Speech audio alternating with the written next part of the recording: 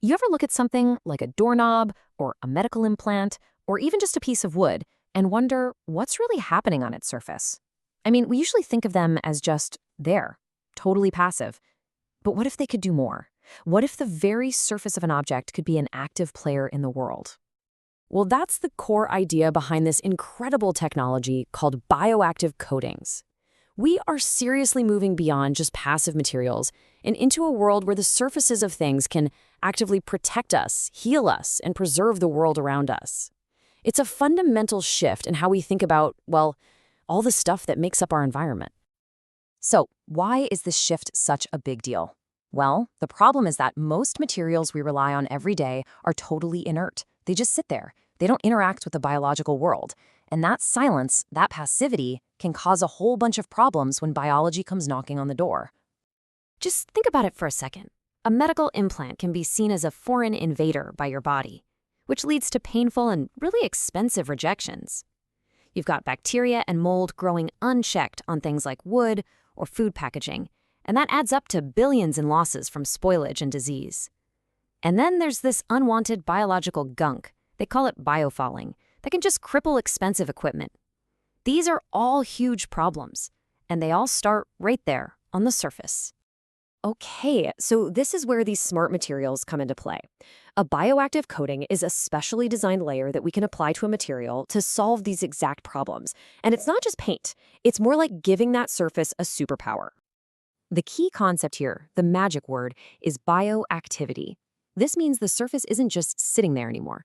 It's designed to provoke a very specific and very helpful reaction when it comes into contact with living cells, whether that's a human bone cell it needs to encourage or a dangerous bacterium it needs to wipe out.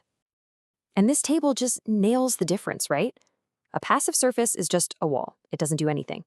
A bioactive surface, on the other hand, is more like a highly trained gatekeeper. It can actively fight off germs, and in the case of medical devices, it can even persuade the body to accept it and heal right around it. So let's dive into the two major roles these coatings play, starting with their job as guardians. They are literally our frontline defense against a world of microscopic threats that cause infection, decay, you name it. And the lineup of villains here is pretty familiar. We're talking nasty bacteria like E. coli and Staph aureus, which are common culprits in some really serious infections. But the threat also includes the kinds of mold that ruin building materials, and even phytopathogens. Those are the fungi that attack and destroy our food crops. So how good are these guardians at their job? The results are, frankly, stunning.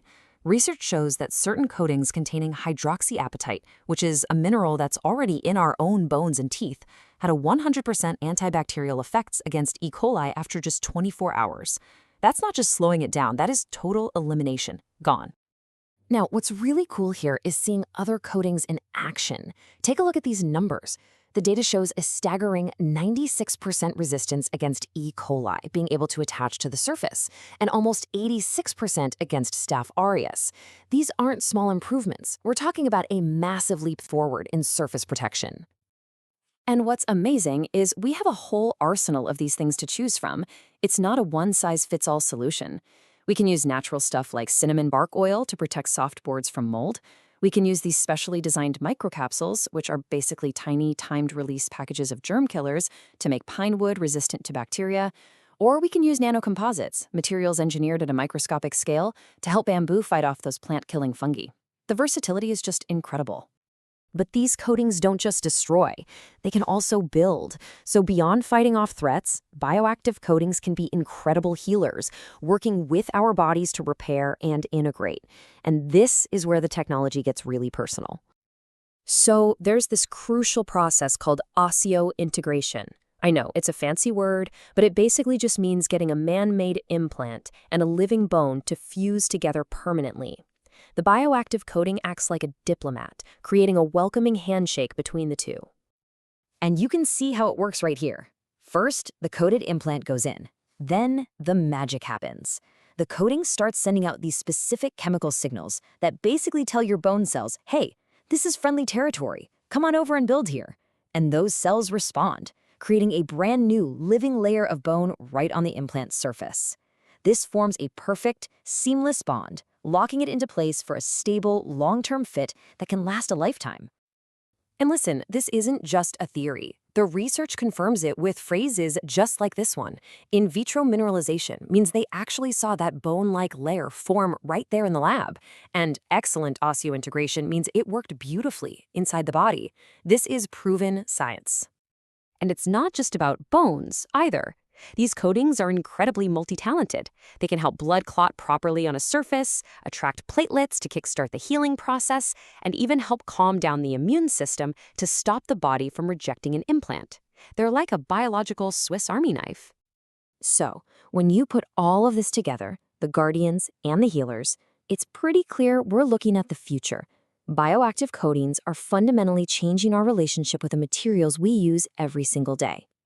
And this isn't some far-off lab experiment happening in the future. It's already making a huge impact across a ton of different fields. We've talked about medical implants and antimicrobial wood, but this tech is also being used to create safer food packaging, surfaces that keep marine life from growing on ships to save fuel, and even new ways to preserve priceless historical artifacts.